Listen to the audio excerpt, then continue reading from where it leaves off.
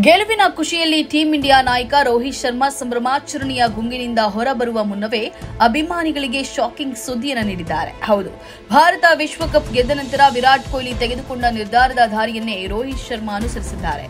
ಬಾರ್ಬಡೋಸ್ನಲ್ಲಿ ನಡೆದ ಟಿ20 ವಿಶ್ವಕಪ್ನ ರೋಚಕ ಫೈನಲ್ ಪಂದ್ಯದಲ್ಲಿ ರೋಹಿತ್ ಶರ್ಮಾ ನೇತೃತ್ವದ ಟೀಂ ಇಂಡಿಯಾ ತಂಡ ದಕ್ಷಿಣ ಆಫ್ರಿಕಾವನ್ನ ಸೋಲಿಸುವ ಮೂಲಕ ಚಾಂಪಿಯನ್ ಆಗಿ ಹೊರಹೊಮ್ಮಿದೆ. ಅಸಂಖ್ಯಾತ ಭಾರತೀಯ ಅಭಿಮಾನಿಗಳ ಕನಸನ್ನ ರೋಹಿತ್ ಶರ್ಮಾ ತನ್ನ ನಾಯಕತ್ವದಲ್ಲಿ ನನಸಾಗಿಸಿದ್ದು ಇಡೀ ಭಾರತವೇ ಈ ಅಮೋಘ ಕ್ಷಣವನ್ನ ಕೊಂಡಾಡ್ತಾ ಇದೆ.